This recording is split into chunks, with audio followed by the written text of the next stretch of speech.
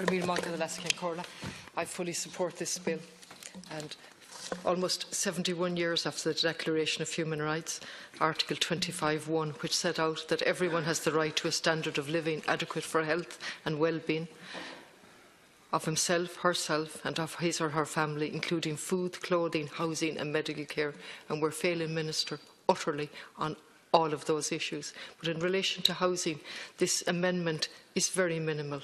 It seeks that the state would recognise, can you imagine, we're simply asking the state to recognise the right of all citizens to adequate, appropriate, secure, safe and affordable housing, 71 years after the Declaration of Human Rights.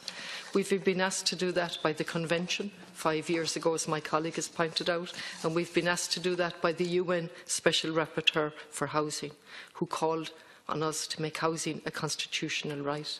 She said, what is unfolding in terms of our housing crisis is tragic and serious, but solvable, Minister. We're not here to shout and roar. We're not here to be negative.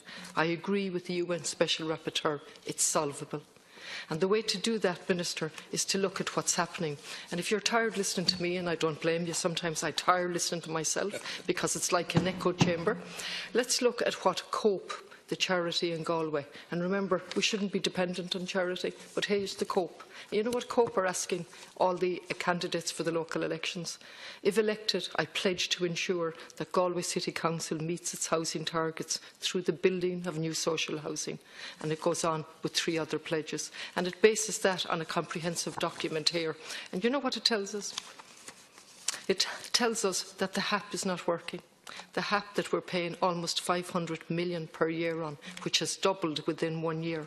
And it tells us the housing assistance payment does not produce any additional social housing stock and does not represent good value for money for the public purse in the long term.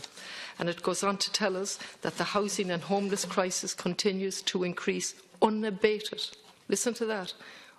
Increase unabated despite the best efforts of all to impede the increasing number needing supports and so on. And then we look at DAFT, and you know, DAFT is a good name really when you think about it, because I don't know what word could apply to the housing crisis, and we have both parts of government, left and right, Fianna Fáil and Fine Gael. And I was about to criticise the Minister's speech and wonder who wrote it. And I was going to invite that person, he or she, to Galway for a little tour. But then I heard the prepared speech from Fianna Fáil, and actually, years seems like a work of art. And DAFT tells us that we have the lowest number of properties available for rent. And they look at Galway, and Galway's rents are now 91% higher than when they bottomed out in 2012. Let's repeat the figure because it's important. 10,305 people homeless, including 3,821 children. And we are normalising that homelessness. I find that repulsive, unacceptable. And in Galway, 309 people are homeless. And the very same charity that's asking us to make pledges, and they're right, that very same charity have actually to rely on B&Bs to house our homeless and hotels. And within those B&Bs, can you imagine, those people are not allowed to visit each other in their rooms. And if they break the rules in a private B&B, they are told they'll have to self-finance for a number of days. Listen to this new language. And we're listening here to Fianna Fáil and Fine Gael telling us that rights shouldn't be placed in the Constitution. And we are placing charities in terrible positions where they have to fight for accommodation and introduce appalling rules.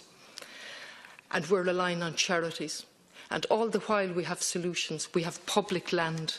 And on that public land we could build, Minister. And today, earlier on, I asked for Galway to be chosen in relation to climate change. But intimately connected in climate change is housing and public transport, all tied in, and biodiversity. And we have lots of land in Galway. We have the Dockland, we have Kent Station, we have 150, I think, out at the airport, all sitting there waiting to be developed, and no master plan.